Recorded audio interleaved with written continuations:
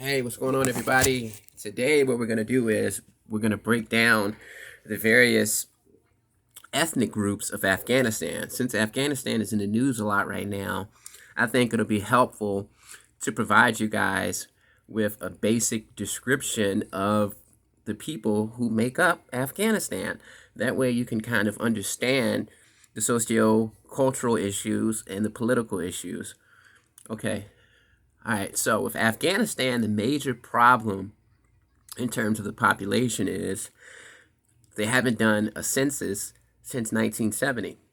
And in their last census in 1970, 50 years ago, they estimated that they had 20 million people. And the United States followed up with that and actually did their own census and found that their population was really 12 million. So during the time of the Soviet war with Afghanistan, their population was estimated to be 16 million, and that was the result of the Americans adding 4 and the Afghans adding 4. So basically, Afghanistan's population has always been speculated, it's always been hypothesized, it's always been assumed. And during 2001, during the war, they just doubled that 16 million number and just made it 30 million. So there's really no way to really know how many people actually live in Afghanistan because they haven't done a census in 50 years. And when they did do a census, it wasn't accurate. Okay. The Pashtuns are not the majority of Afghanistan in terms of ethnic groups, but they are the plurality, meaning they are the ones who determine who wins an election. They're not the majority, but if they vote for a particular candidate, that candidate will win. And the Pashtuns are Sunnis, and the Pashtuns actually claim to be the original inhabitants of Afghanistan because they claim to have an ancestor that was a companion of the Prophet Muhammad. So they say that they were the first to join Islam. They also claim that they helped defeat Alexander the Great when he was expanding east and taking over, Iran, on his way to India. Okay. The next group that you have, well, the Pashtuns, just to keep it short and sweet, are basically the elite of Afghanistan. They're not the majority, but they have the most political power. The Taliban is mostly made up of Pashtuns. Okay. The next group you have are the Tajiks. The Tajiks are Pashtuns ethnically, but they're Persians culturally, and they're generally thought to be the ruling class.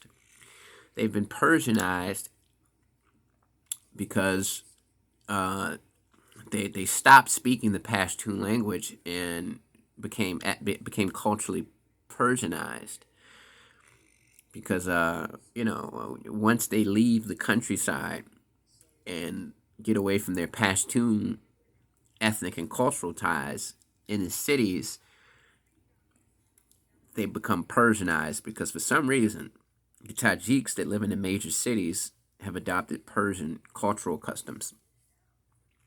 And the Tajiks generally are the ruling class in the sense that they've been the ones to run Afghanistan's governments for centuries. They've always been the people who have run the governments of Afghanistan. They've always been in control of the government. And their language, which is a Persian language, is the lingua franca of Afghanistan. So the Tajiks, once they went away from the Pashtun language and adopted the Persian language, due to their status as the ruling class, they adopted their new Persian language as the official language of Afghanistan. And another reason why they decided to convert to speaking Persian is because England, who used to actually be the colonizers of Afghanistan when it was a part of India still, thought that the Persian language sounded better. They called it the French of the East. They thought that it was more pleasing to the ears. They thought it sounded better.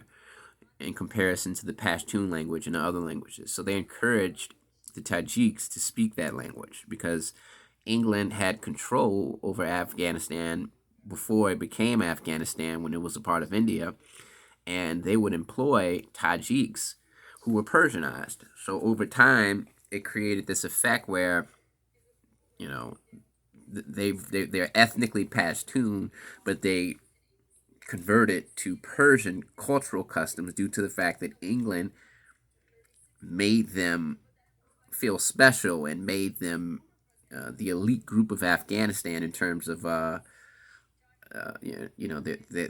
work that they received. They were always employees of the government. They were always clerks of the government, and they're also the merchant class.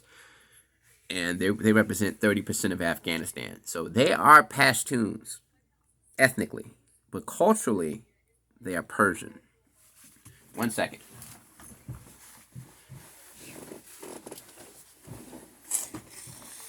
All right. Okay. The next group is the Turks, Uzbeks, and the Turkmen. These are a Turkish speaking group in North Afghanistan, historically Turkish speaking. They come from the Hindu Kush area, which is closer to Central Asia, and that's pretty much the homeland of Turks, the steppes, the Asia steppes, where the Turks were originated. They represent 10% of the population, and they are important to Afghanistan because they are the carpet makers. And carpets are the #1 export of Afghanistan. And one cool thing about these ethnic groups of Afghanistan is they are all linked to, countries. For example, the Uzbeks have Uzbekistan. The Turkmen have Turkmenistan. And the Tajiks, they have Tajikistan. The Pashtuns, they have Pakistan and India. So it's like each ethnic group of Afghanistan has a corresponding country that also has their people there. And the best analogy for that is it's just like in America, we have Mexico south of the border, but we have a lot of Mexicans who live in America. We call them Hispanics in America, but we call them Mexicans when they're in Mexico. So it's kind of like the same thing, and the same cultural bias exists as well, in the sense that in America, we look at Americanized Mexicans as Hispanics and being part of us, but we look at Mexicans in Mexico as being violent. It's a place that you shouldn't vacation in because you might get kidnapped by the cartel. Even though they're the same people perceive them in different ways, and that's how Uzbekistan views the Uzbeks in Afghanistan.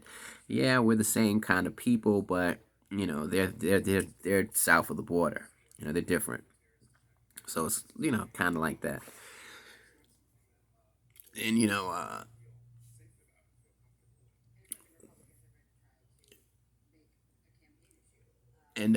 have the Hazaras.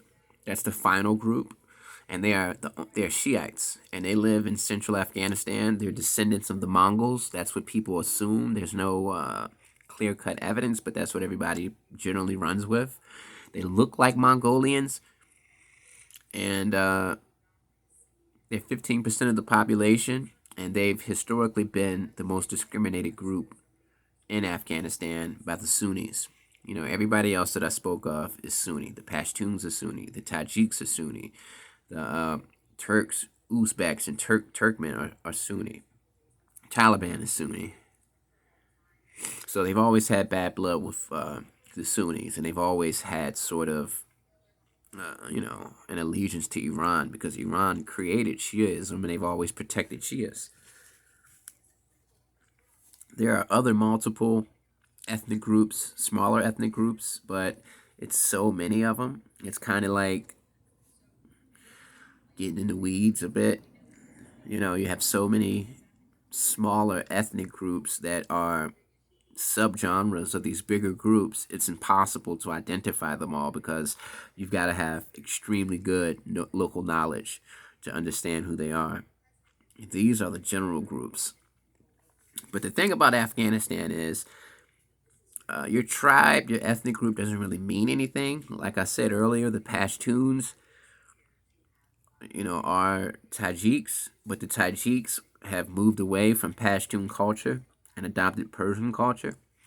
So the most important thing that matters is a term called 1 second, Quam, which means our people, and that basically means that whoever you're with, you're with. It doesn't matter who they are, what ethnic group that they're a part of, what religious affiliation they have. If you're with these people and they're cool, you're all one. It's just like a street gang. You can have one gang, but the individual members of that gang belong to different gangs. And you'd think that they wouldn't get along because they have different gangs that they belong to. But in reality, they do get along because although they're made up of different gangs, they're basically one gang. They're a clique. It's made up of other cliques. But the important thing is they all get along with each other and they're all friends despite being a part of different organizations. So the most important thing in Afghanistan isn't your cultural group, your ethnic group. It's who you're with. It's your Khwam.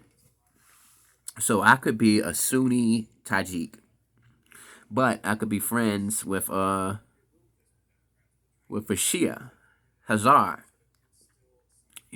or I could be a Uzbek Shiite who's friends with a Sunni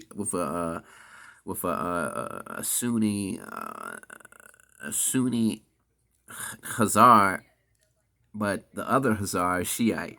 So the most important thing is if isn't it's not an exact science. You're not going to be. It's just about who you're with, and cultural ties aren't that deep. The deeper thing is who you are affiliated with on a political level.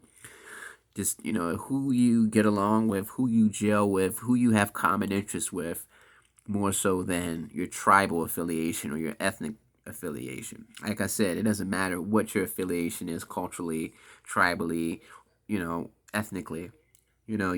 As long as you can get along with these people and you guys have common goals, you can be a mix and mashup of different things, but still gel as one. All right, peace.